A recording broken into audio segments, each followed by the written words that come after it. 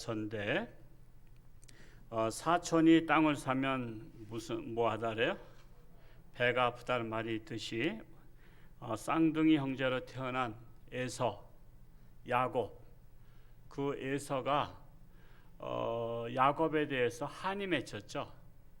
그 쌍둥이 동생인 야곱이 형으로부터 장자권을 속였죠.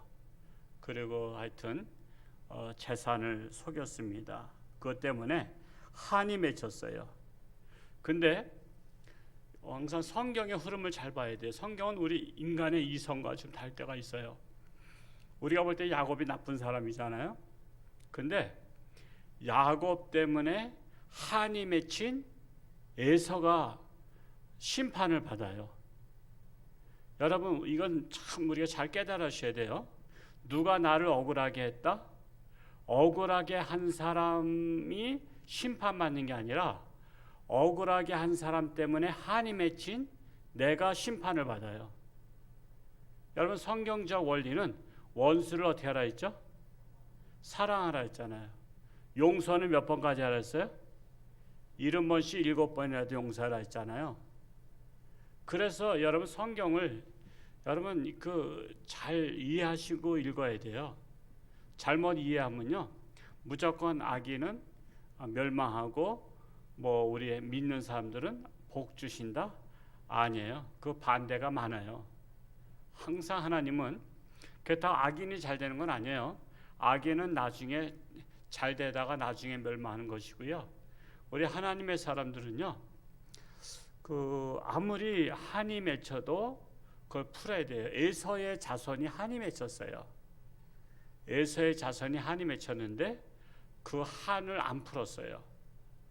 그것 때문에 하나님께서는 에서 자손을 멸망시켜 버려요. 그게 오바다서입니다. 그냥 여러분, 성경을 좀 생각하시면서 읽으시면 그 배경을 알고서 읽으셔야 돼요. 우리나라가 자꾸만 한을 맺혀하는 나라가 있죠. 어느 나라죠? 일본. 근데 일본보다 잘못하면 우리가 더 망할 수 있다는 거예요. 성경을 통해서 우리를 봐야 돼요. 여러분, 일본에 대해서 한 맺혀하면 안 돼요. 이제 툭툭 털어버리고 정신 차려야 돼요. 여러분, 일본이 우리나라를 식민지로 삼았었지만 일본보다 우리나라를 더 친 나라가 어디죠? 중국이요. 참 우리나라 사람들은 이해를 못해. 아니, 100대 때린 사람하고 한 5대 때린 사람하고 어떤 사람이 더 미워? 100대 때린 사람이 사실 더 한 맺히잖아요. 우리나라가 900회 이상 침략당했는데 거의 다가 중국으로부터 침략당했어요. 일본으로부터 침략당한 거는 10손가락 꼽을까 말까 해요. 근데 한 10대 때린 일본을 더 미워하죠? 중국을 갖다가 큰 산이라 그러고 우린 작은 산이라 그러고. 여러분, 나라는요, 나라 간에는 여러분 그렇게 저자세 나가는 게 아니에요. 인원이 많으니까 우리가 그냥 저자세로 나가서 기어들어가는 게 아니에요. 여러분, 중국한테 끝까지 너희들이 우리나라 치면 우리는 한 대 치면 10대 때린다고 한 나라가 있죠. 중국하고 변방에 붙어있는 나라 중에 하나가 어떤 나라인지 아세요? 베트남이에요. 베트남 군사적으로도 형편없어요. 우리나라만도 못해요. 인구도 그렇고. 근데도 중국에 못 건드려요. 우리는 한 대 때리면 10대 때린다고 딱 그러니까 중국에 겁을 먹어서, 중국에 겁을 먹은 나라는 베트남밖에 없어요. 우리나라 절대 겁 안 먹어요. 왜? 대통령께서도 가서 중국은 큰 산이라 했잖아요. 우린 작은 산이라 그러고. 그래서 우린 저자세로 나갔거든. 여러분, 나라 간에는요, 동격입니다. 동격. 그래서 우리가 당당해요. 대통령은요, 어느 나라 가든지 당당해야 돼요. 미국 대통령 앞에서도 당당하고요, 러시아, 중국, 일본 어떤 나라 앞에서도 당당해야 되는 거예요. 왜? 그래야 국민들이 자존심이 강해지잖아요. 근데 자존심 상하게 하면 되겠어요? 그것처럼 우리가 정말 이 오바다서를 통해서 우리 자신을 봐야 됩니다. 이 오바댜서는요, 그 에서의 자손이 한이 맺힌 것을 풀지 않고 유다가 멸망하는 것을 기뻐해요. 유다가 멸망한 것을 기뻐하니까 하나님께서 그 에서의 자손을 멸망시켜요. 그게 에돔 나라거든요. 에돔 족속이라고 하는데 에돔 나라를 멸망시켜서 아예 에돔은 지금 없어졌어요. 지금은 흔적도 없이 없어졌어요. 나라가 없어졌어. 그러니까 이걸 통해서 우리가 또 알 수 있는 것은 우리가 한이 맺힌 나라 멸망하는 것을 기뻐하면 다음엔 우리 차례다. 우리가 지금 가장 멸망하기 원하는 나라 중에 하나가 일본이잖아요. 일본 가라앉기를 바라는 말도 있어요. 일본 뭐 가라앉는다는 그 설도 있잖아요. 지진 나고 나서 일본이 가라앉는다. 여러분 일본 가라앉고 나서 그걸 기뻐하면요, 다음에는 너희 차례야 그래요. 우리는 아무리 저기에도 멸망하기를 원해서는 안 돼요. 하나님께서는 멸망시키는 나라만 보는 게 아니라 멸망시키는 나라를 이웃 나라가 어떻게 보는가를 보고 있어요. 어떻게 보는가를. 이스라엘 나라가 멸망하는 것을 그 에서의 자손은 에돔 나라는 기뻐했어요. 기뻐하니까 다음에는 너희 나라야 하고서는 이스라엘 나라는 멸망했지만 회복시켜 주셨죠. 그래서 지금까지 존재하는 거예요. 근데 야곱의 형 에서의 자손은 아예 하나님께서 없애버렸어요. 그게 AD 70년에 멸망시켜 버렸어요. 그래서 유적만 남아 있어요. 유적. 자, 그래서 이 오바댜서의 특징이라는 것은 구약 성경 중에 가장 짧은 장이다. 몇 장 있어요? 몇 장? 한 장입니다. 한 장. 오바댜서는 구약 성경 중에 한 장입니다. 가장 짧은 책이라 말할 수 있어요. 그래도 한 권이에요. 한 장도 한 권이야. 창세기 50장도 한 권이고 시편 뭐 150편도 한 권이고 다 똑같은 거예요. 그리고 구약 성경은 929장, 신약은 260장으로 합계가 1189장으로 되어 있는데 성경에서 가장 긴 장, 이런 것들은 옛날에 주일학기 때 성경 퀴즈 때 많이 했죠. 가장 긴 장이 어디예요? 시편 119편. 여기는 176절로 되어 있어요. 176절로 시편 119편만 해도. 근데 오바댜는 그냥 21절로 되어 있죠. 그리고 가장 짧은 시편은 어딜까요?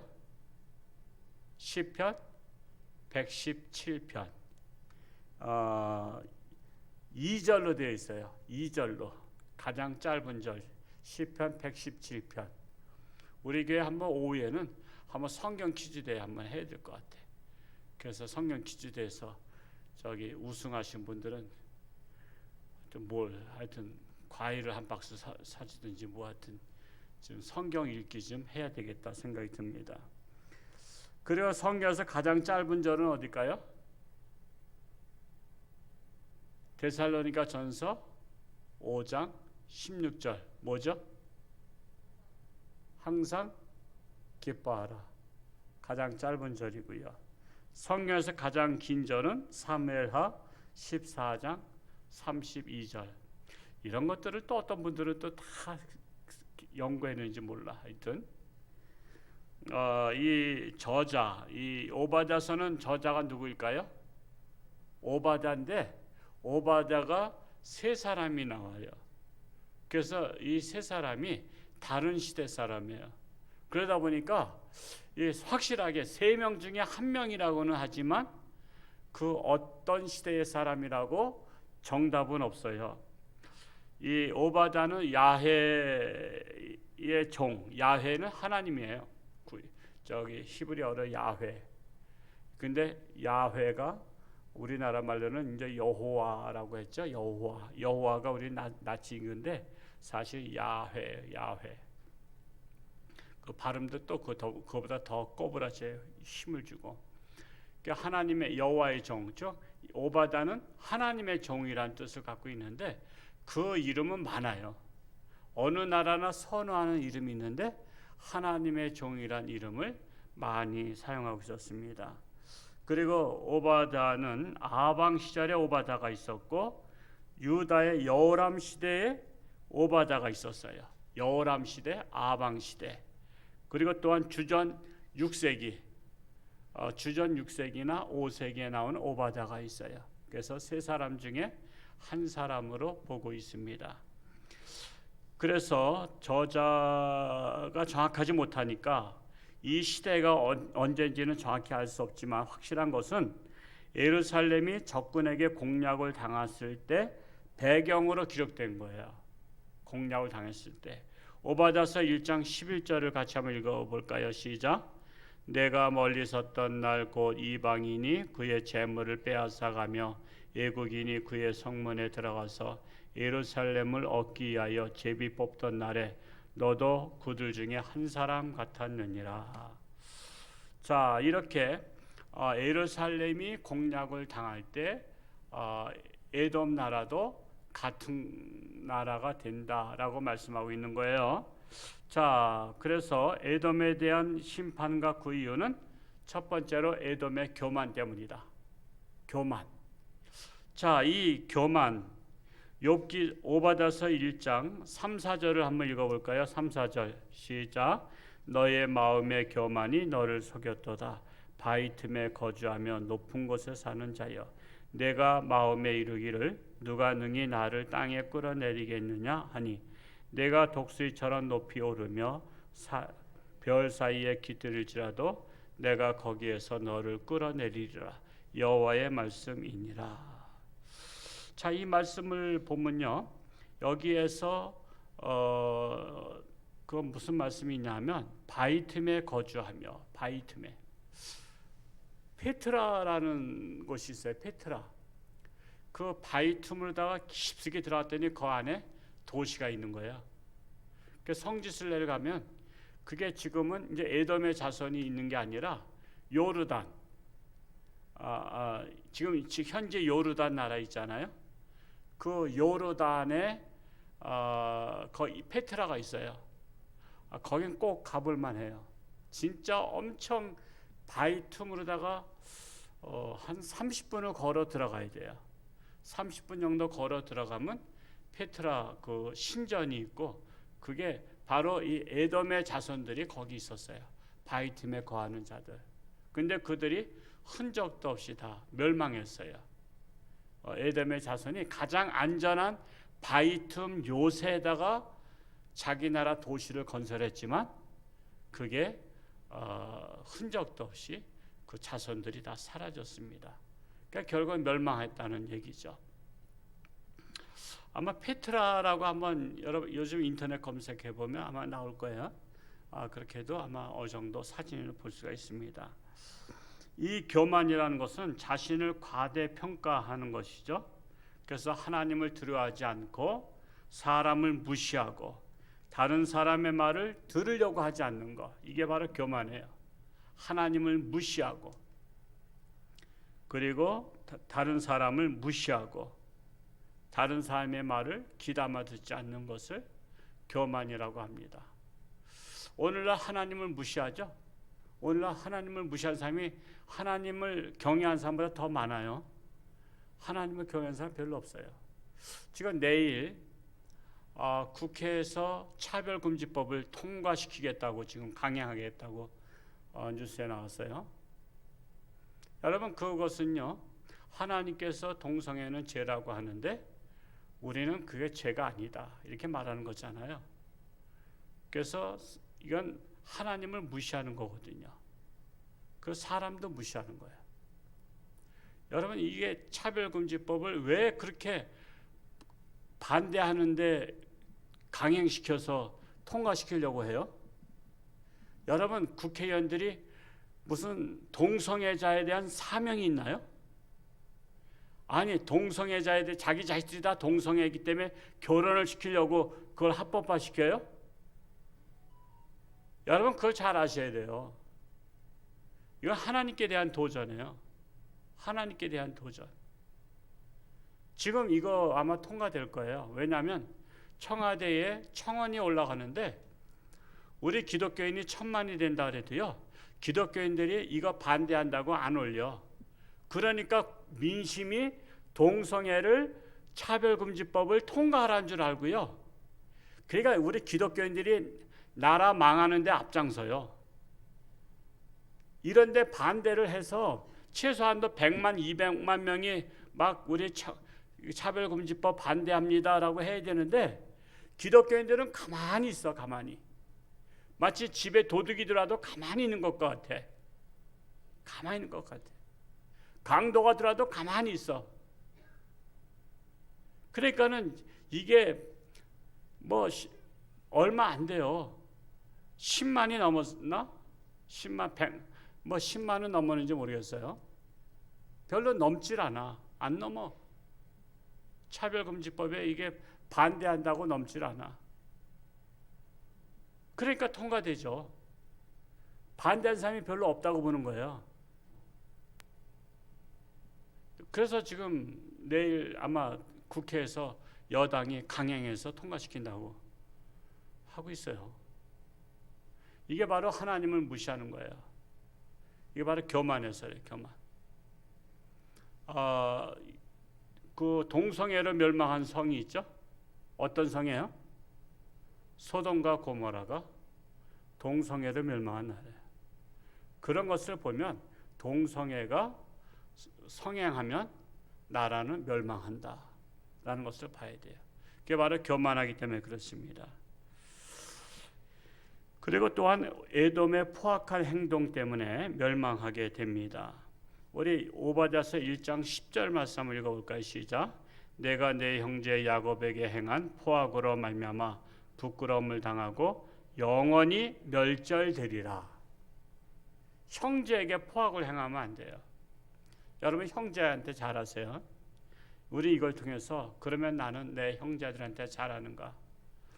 여러분 거의 다 보면 형제들 중에 잘하는 가정도 있지만 예수 믿는 가정에도 못하는 가정들 많아요. 여러분 형제 잘해야 돼요. 지금 에서의 자손이 야곱의 후손들한테 포악하게 행했다는 거예요. 그것을 하나님께서 보시고 어떤 결론을 내리냐면 10절 하반절에 영원히 멸절되리라. 이 말씀의 예언대로 AD 70년에 에돔 족속은 완전히 없어집니다. 여러분 없어진다는 게 간단히 말하지만 어떻게 됐다는 거죠? 다 죽임을 당했다는 거예요. 옛날엔 전쟁에서 지면요 죽임을 당해요. 그리고 쓸만한 사람만 포로로 끌려가요. 쓸만한 사람만 포로 끌려가고 다 죽임을 당해요. 여러분 그 생사람이 그게 죽임 당한다는 게 그게 뭐로 다 죽임 당하죠? 주로 창으로 사람들을 창으로 찔러서 죽여요. 어딜 찔를까요? 가슴을 찔러서 죽이죠. 심장을 찔러서. 그리고 아이들은 바위에다가 메어침을 해서 죽여요. 그냥 머리를 발을 붙잡고 메어쳐서 죽여버려요. 참 그 역사에 보면 참 끔찍해. 애들은 그냥 뭐 어른들이 들잖아요. 애들은 그냥 발을 붙잡고서는 뱅글뱅글 돌리다가 바위에다 쳐버리는 거야. 그래서 머리를 깨트려서 죽여. 여러분 그게 현실입니다. 지금 탈레반이 아프가니스탄 지금 점령했잖아요. 지금 벌써 여성들 그 히잡 안 쓴 여성도 총으로 쏴 죽이는 것들이 요즘은 핸드폰 다 있기 때문에 벌써 양상이 다 나왔어요. 지금 막 이제 이거 안 쓰면 쏴 죽여요. 그리고 가족 남자와 함께 밖에 나가지 않으면 죽여버려요. 지금 앞으로 이제 엄청난 피비린내가 나올 거예요. 여러분 이게 남의 일로 봐서는 안 돼요. 남의 일로 봐서는 안 돼요. 우리에게도 그런 일이 있을 수 있다라는 사실이에요. 참으로 안타깝습니다. 이 포악한 행동으로 인해서 결국 에돔은 멸망하게 되었다는 것입니다. 뿐만 아니라 뭐 오늘 말씀 그 이후에는 이게 에돔만 얘기하는 게 아니에요. 에돔은 하나의 샘플입니다. 그 그 외에 15절과 16절을 한번 읽어볼까요? 15절과 16절 시작. 여호와께서 만국을 벌할 날이 가까웠나니 내가 행한 대로 너도 받을 것인즉 내가 행한 것이 내 머리로 돌아갈 것이라. 너희가 내 성산에서 마신 것 같이 만국인이 항상 마시리니 곧 마시고 삼켜서 본래 없던 것 같이 되리라.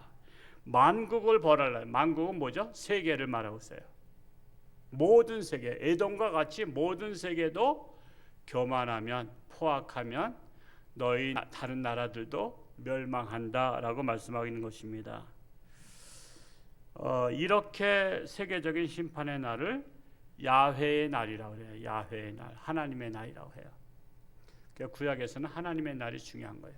하나님의 날. 하나님의 날에 하나님을 제대로 믿는 사람은 영원한 천국에 대한 소망을 가지고 사는 거예요. 지금 점점 갈수록 말세가 다가오고 있어요. 마태복음 24장에 나오죠. 말세에 이런 일이 행하리니 전쟁과 전쟁, 기근과 기근, 처체 이런 것들이 재난이 시작이니라 이렇게 했는데 지금 아마 그런 때가 아닌가 생각해요. 에돔은 주후 70년경 영원히 망했습니다. 역사책에 완전히 자취를 감췄어요. 그래서 에돔의 멸망 원인은 교만이다. 하나님께서 치시면 멸시를 받고 천연적인 요새도 소용없어요. 여러분 무기 많다고 여러분 저기 한 게 아니에요. 소련이 붕괴된 게 맨날 무기만 만들었어. 미국하고 경쟁하느냐고. 그런 바람에 경제가 뒷받침이 안 되는 바람에 아예 나라가 막 여러 조각 났죠. 여러분 무기로다가 세상을 제패하는 것은 아니에요.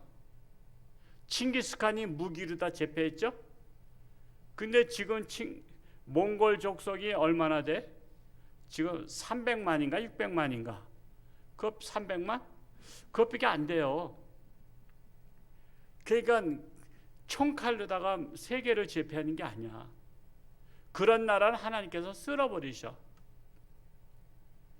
우리나라가 군사, 저도 이번에 알았어요. 군사 6일에 우리 군사 대국이에요. 군사 대국이기 때문에 우리나라는 아프가니스탄처럼 안 된다라고 늘 말들 해요. 근데 여러분 군사 많다고 저기 한 건 아니에요. 이번에 미국이 아프가니스탄에 1조 달러를 쏟아부었다 그러죠. 20년 동안. 1조 달러라는 것은 우리나라 돈으로 얼마인가? 하여튼 상상을 초월해요. 이 계산도 안 돼. 1조 달러면은 하여튼 대단해요. 1000조가 넘는 거죠. 1000조가. 우리나라 빚이 1000조잖아요. 우리나라 빚 많고 쏟아부었는데도 그걸 갖다가 다 해먹고 이번에 대통령은 트럭에다가 몇 대 돈을 싣고서는 우즈베키스탄에다가 도망갔다 그러죠. 여러분 한 나라 지도자가 정신 못 차리고 그게 착복하고 이 지도자들이요 그렇게 다 부패하면요 아무리 쏟아부어도 소용없어요. 그래서 미국이 베트남에 쏟아붓다가 베트남의 무기들을 다 베트콩한테 팔아버렸잖아요. 적군한테. 그래서 결국 물붓기다. 이건 뭐죠? 밑빠진 독에 물붓기가 돼버린 거예요. 그래서 베트남을 포기하고 미군 철수했죠. 그러자 바로 지금 공산당화 됐죠. 아프가니스탄 20년 동안 쏟아붓지만 그것들 다 부정부패했고 다 밑빠진 독에 물붓기였어요. 그래서 더 이상 도와줘도 보람이 없다. 지금 세계에서 미국이 도와준 나라 중에 우리나라가 지금 제일 아직도 그래도 이제 건재하고 정신 차린 거야. 우리나라가. 지금 미국서 대만도 지금 거기 군사가 주둔해 있죠. 그러니까 중국에 못 치는 거야. 그런데 미국이 떠나면 바로 그냥 거기 공략하게 되죠. 포위해서. 우리나라도 마찬가지입니다. 우리나라가 군사 대국 6이기 때문에 괜찮다? 어림도 없어요. 여러분 맞짱 떠서 싸우면 사실 이겨요. 우리나라가. 근데 문제는 뭐냐면 우리는 세계 글로벌 경제를 갖고 있잖아요. 지금 우리나라는 생산되는 게 우리나라에서 생산되는 게 없어요. 다 수입해서 가공해가지고 파는 나라예요. 반도체나 뭐나 철강이나 뭐나 다 배 같은 거 다 우리는 수입해 하다가 원자재를 수입해다가 이걸 만들어서 밖으로 팔아먹는 나라예요. 그러면 달러가 막 돌아가야 되잖아요. 달러가 돈이 왔다 갔다 해야 되잖아요. 계속 물건 사오고 또 갖다 주고 물건 또 값에 이윤 남긴 것 가지고 또 다른 물건 사오고 이러면서 우리나라는 이런 경제적 구조를 갖고 있어요. 근데 문제는 우리나라가 지금 잘 나가니까 여러분 외국에서 투자를 엄청 많이 했어요. 근데 여러분 우리나라 IMF 온 것이 뭐 때문에 왔죠? 투자자가 빠져나갔기 때문에 온 거예요. 3개월마다 재계약을 하죠. 외국과의 그 돈을 이것은 3개월마다 계약합니다. 그만큼 안전하지 못한 거예요. 다른 나라랑 계약하는 거는 우리는 보통 돈을 빌리면 은행하고 빌리면 1년, 2년 뭐 이렇게 뭐 10년 상환 이렇게 하지만요. 외국과의 관계는 3개월 단위에다가 재계약합니다. 그런데 우리나라가 만약에 미군이 철수한다 그러면 외국 돈이 빠져나갈까요? 안 빠져나갈까요? 여러분 불안에 빠지면요. 여러분도 어느 은행 망한다 그러면 돈 빼요? 안 빼요? 돈 그날 다음날 당장 빼죠. 그것처럼 우리나라에서 미군 철수한다는 공식적인 선언만 나오면요. 우리나라에 투자한 외국의 회사들의 돈, 주식 다 빠져나가요. 그러면 어떻게 되죠? 그냥 그대로 다 제2의 IMF가 또 오는 거예요. 부도 나는 거, 부도. 그럼 우리나라 돈은 휴지 조각이에요. 1억을 갖고 있어봤자 요즘을 맞으면 그거 10만 원 가치도 없는 거예요. 그래서 오죽하면은 여러분 부도 났던 나라 그 돈을 가지고 불 뗀 거 아시죠? 밥 해 먹는 데다가 종이로다가 불을 떼서 밥을 해 먹고 그랬어요. 왜? 돈이 다 휴지 조각 되니까. 여러분 그래서 전쟁하기 전에 부도 나면 그냥 그대로 망하는 거예요. 그래서 우리가 정신 차리고 우리는 교만하면 안 돼요. 지금 미군 철수하라고 정의당에서도 공약을 내걸고 지금 광화문에 현수막을 내걸고 다음 정권 때까지는 미군을 철수시킨다는 게 목표잖아요. 미군을 철수시키는 게 목표예요. 그러면 어떻게 될까요? 우리나라 망하는 게 목표예요. 망하는 게. 북한에 갖다 바치는 게 목표예요. 이게 말이 안 된다고 생각하지만요. 우리나라도 그럴 가능성이 있어요. 아프가니스탄처럼 하루아침에 붕괴될 수 있어요. 여러분 상품백화점이 누가 그 붕괴되리라고 생각했나요? 여러분 하루아침에 붕괴될 수 있는 거예요. 나라는. 그래서 우리가 겸손해야 되고요. 다른 나라의 것을 반면교사 삼아야 돼요. 반면교사. 자, 우리나라는 삼면이 바다라 도망갈 수도 없어요. 갑자기 무너지면요. 여러분 도망 못 가요. 삼면이 바다고 북한 쪽은 북한이 장악하고 있으니까 그냥 그대로 죽는 날 기다려야 돼요. 제가 그 아프가니스탄의 그 소녀의 그 눈물로 호소하는 거를 제가 올렸죠. 밴드에. 죽음을 기다리고 있는 소녀예요. 왜? 아프가니스탄은 학교를 다니면 죽여요. 원래 탈레반이 그래요. 여자는 학교 다녀도 안 돼. 직장 다녀도 죽여요. 직장 다녀도 죽이는 나라예요. 학교 다녀도 죽이고 이 히잡을 안 써도 죽이고. 여러분 그런 나라가 지금 그 탈레반이 장악한 거예요. 지금 도망갈 수도 없어. 아프가니스탄이 우리나라보다 얼마나 크죠? 한 4배인가? 6배? 6배로 커. 그거 어디로 도망가겠어? 옆에 나라가 파키스탄인데 파키스탄까지 가려면 벌써 이미 장악했기 때문에 못 나가요.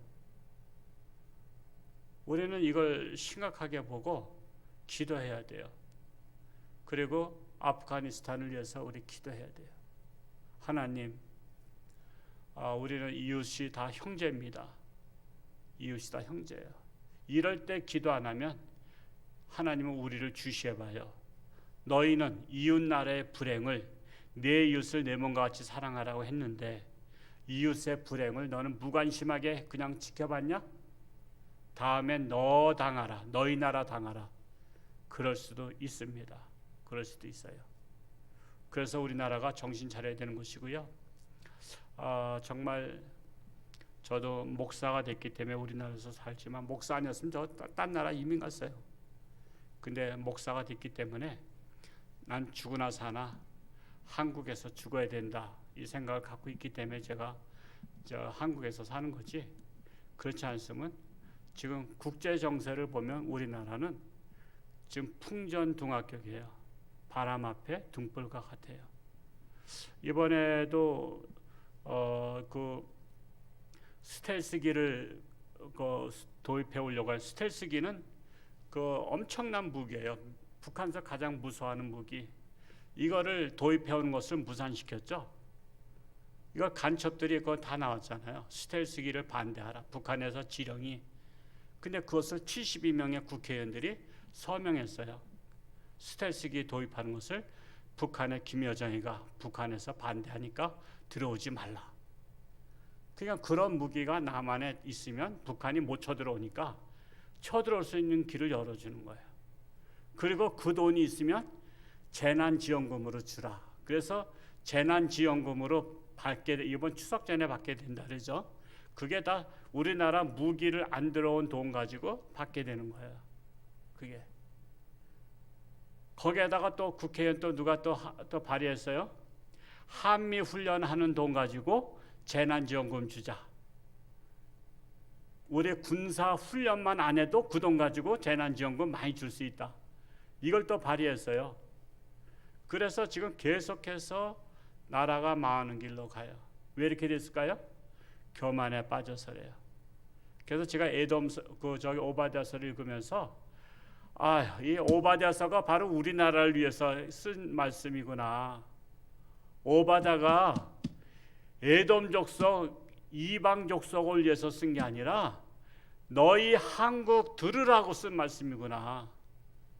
성경은요, 이 다른 나라를 위해서 쓴 내용들이 우리나라를 다 비춰봐야 돼요. 나로 다 비춰봐야 돼. 그러니까 소름이 돋아요. 소름이 돋아. 너희 나라도 에돔같이 될 수 있다. 이런 것을 알려주고 있어요. 그래서 깨어서 기도하라. 정신을 차리고 깨어서 기도하라. 그렇게 말씀하고 있는 거예요. 저는 막 데모해서 이거 해야 된다. 저는 그 주의는 아니에요.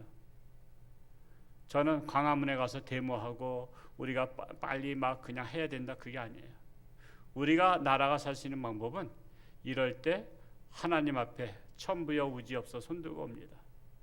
생사화복을 주관하시는 하나님, 우리나라 불쌍히 여겨 주옵소서 하고 하나님 앞에 여기저기서 통곡의 기도를 할 때 하나님께서 우리나라를 구원해 주신 것이지, 광화문에 가서 데모한다고 우리나라 살리는 거 아니에요. 여러분, 그래서 저는 어떤 분이 저 광화문의 가자소리 안에서 섭섭했다는 성도님도 계셔서 제가 깜짝 놀랐습니다만, 광화문 가서 데모한다고 우리나라 사는 게 아니에요. 우리는 하나님의 성전에서 눈물로 나라 위해서 기도해야 돼요. 그러면 하나님께서 뜻을 돌이키사 나라를 살려주셔요. 하여튼 우리 교회는 나라 살아가는 방법이 하나님 앞에 기도하는 거다. 기도하는 거다. 제가 설교를 어느 목사님이 들으시고 아주 그냥 극단적인 보수라고 어떤 목사님이 그러셨다 그래요. 저 아무리 보수라고 해도요, 저는 그런 밖에서 투쟁하고 이런 것을 원하지 않아요. 우리는 야곱이 약봉강가에서 기도해서 환도뼈가 부러지는 한이 있어도 하나님을 붙잡은 것처럼 우리는 하나님을 붙잡아야 돼.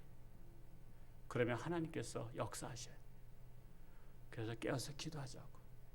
오늘 여러분 구역에 안 나오신 분들 다음 주부터, 지금 우리가 편안히 잠잘 때가 아니야. 편안히 잠잘 때가 아니야. 지금은 깨어서 기도할 때. 깨어서 우리 교구장님들이, 구역장님들이, 선교회장님들이, 그래 권사님들이 우리 기도하자. 저에게는 믿음의 어머니가 있었어요. 새하늘 선교회 믿음의 어머니 권사님. 그 권사님 살아생전에 나라가 어렵고 그러면, 그때 핸드폰 없던 시절이잖아요. 80년대. 저한테 이제 전화가 와요. 민수야, 지금 나라가 이렇게 어렵다. 그러면서 그 권사님은 나라 어려운 건 민감해. 걸어, 우리 영락기도원 가서 기도하자. 어떻게 연락들 좀 해봐. 그러면 청년들이 이렇게 연락 이제 해요. 그때는 이제 전화가, 핸드폰이 없으니까 답답하잖아요. 집에서 받아야만 되잖아. 그러면 청년들 아름아름 전화가 돼서, 자, 우리 기도원에 가서 산기도하자. 그러면 한 10여 명 모여요.